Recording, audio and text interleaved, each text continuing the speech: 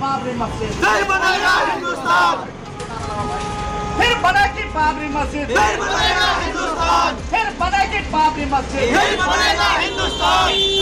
जिंदाबाद जिंदाबाद जिंदाबाद, बाबरी मस्जिद अस्सलाम, अस्सलाम अस्सलाम, इनकलाब जिंदाबाद, जिंदाबाद जिंदाबाद, फासीबाद हो बर्बाद, हो बर्बाद हो बर्बाद, RSS मुर्दाबाद, मुर्दाबाद मुर्दाबाद, RSS मुर्दाबाद, मुर्दाबाद मुर्दाबाद। या पॉपुलर फ्रंट ने घुटना ही नहीं देखा इन लोगों के सामने में, वो लड़ रही है, नहीं है ये हमारा हक है, आप इंसाफ तो बात समझिए और हम लड़ते रहेंगे। आप राम मंदिर जितना चाहे बाबरी मस्जिद के मलबे पर जितना ऊंचा चाहे आप मीनार खड़ा करें राम मंदिर का, बाबरी मस्जिद का दावा न खत्म हुआ है न खत्म होगा और तब तक दावा कायम रहेगा जब तक बाबरी मस्जिद को इंसाफ नहीं मिल जाता है इंशाअल्लाह ताला। और मैं उम्मीद करता हूँ इस लड़ाई में हर कोई आएगा, हर कोई को शामिल होना पड़ेगा, आज नहीं तो कल उनको शामिल होना पड़ेगा। मुझे उम्मीद है कि इन चीजों को आप सब समझेंगे और इस मस्जिद के तकद्दुस को जिस तरह से पामाल किया जा रहा है, हम सब सिर्फ मस्जिद में नहीं मारा गया था, हम तमाम लोगों के दिलों में मारा गया था। ये भारतीय कानून व्यवस्था के ऊपर भी एक ये त्रिशूल चलाया गया था। हमें इन चीजों को समझना होगा और ये जो नफरती लोग हैं उनसे बचना होगा, भारतीय संविधान पर भरोसा करना होगा और जो चीजें बताई गई हैं संविधान में जो हमको अधिकार दिया गया है, अपने अधिकार को लेने की जद्दोजहद करती रहना होगा, तब तक जद्दोजहद और इसको छोड़ना नहीं होगा। और हमको उम्मीद है कि इंशाअल्लाह ताला एक न एक दिन बाबरी मस्जिद को इंसाफ जरूर मिलेगा और हम आज ही नहीं, हम आने वाली नस्लों को अपने बताएंगे कि बाबरी मस्जिद वहाँ पर था और तब तक नहीं तब तक हमारी नस्लें इसको लड़ती रहेंगी जब तक बाबरी मस्जिद को इंसाफ नहीं मिल जाता। ये लड़ाई आज नहीं होगी, इंशाअल्लाह ताला इसको नस्ल याद रखा जाए। हर साल की तरह इस साल भी 6 दिसंबर को अपनी SDPI की तरफ से एक धरना प्रदर्शन, एक प्रोटेस्ट करते हैं और अपनी आवाज़ को बुलंद करने की कोशिश करते हैं और हम अपनी पार्टी की तरफ से जो है अपने लिए इंसाफ मांगते हैं, क्योंकि आज जो सरज़मीन हिंदुस्तान पर जो एक जमहूरी मुल्क है, इस मुल्क के ऊपर जमहूरियत की धज्जियाँ उड़ाते हुए, संविधान की धज्जियाँ उड़ाते हुए यहाँ की सबसे बड़ी अदलिया, सबसे बड़ी अदालत जिसे सुप्रीम कोर्ट के नाम से हम जानते हैं, ये सुप्रीम कोर्ट सारी चीज़ों को कबूल करते हुए और सारी बातों को एक्सेप्ट करते हुए फिर भी उसके बाद यही इस हिंदुस्तान के मेजॉरिटी तबके को हमारी बाबरी मस्जिद को दे दिया गया है।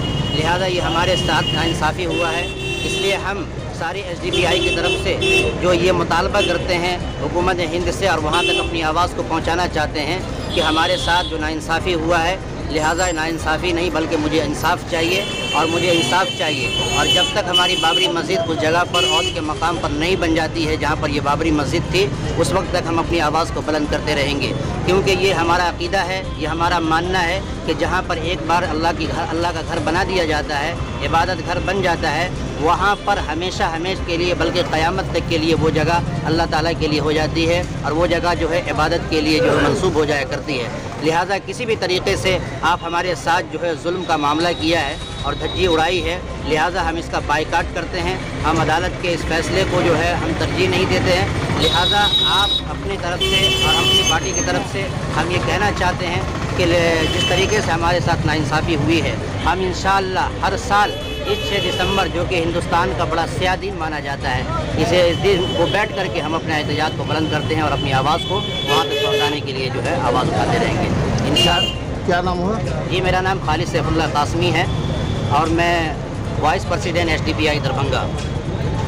अच्छा, ये बताइए खालिद साहब, आपके बैनर पे लिखा संघर्ष जारी रहेगा बाबरी मस्जिद बनने तक, तो आप बाबरी मस्जिद सुप्रीम कोर्ट से निर्णय आ गया, उसके बाद कहाँ से बनवाएंगे आप?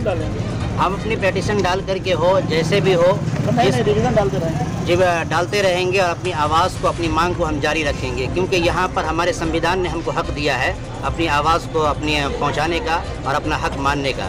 लिहाजा हमारा संविधान का हम एहतराम करते हैं और उस पर अमल करते हुए मैं अपनी बात को वहाँ तक पहुँचाते रहेंगे और ये जो भी हमको करने की कोशिश रहेगी डिवीज़न के ज़रिए से, पेटिशन के ज़रिए से हम डालते रहेंगे। क्या आपको सुप्रीम कोर्ट के निर्णय पे विश्वास नहीं है, भरोसा नहीं है कि निर्णय संविधान के आधार पे किया गया है? आप बोलते हैं कि आपके जो समुदाय है उसका मानना है कि जहाँ पे अल्लाह का घर बन जाता है वो क़यामत तक बना रहता है। ये देश अक़ीदत से चलेगा या फिर संविधान से चलेगा? जवाब हम दे देते हैं। मानना है इस्लाम के आधार पे ये एक बार मस्जिद बन गई तो क़यामत तक बनी रहेगी। जी, तो फिर आप देश अक़ीदत से चलेगा या संविधान से चलेगा?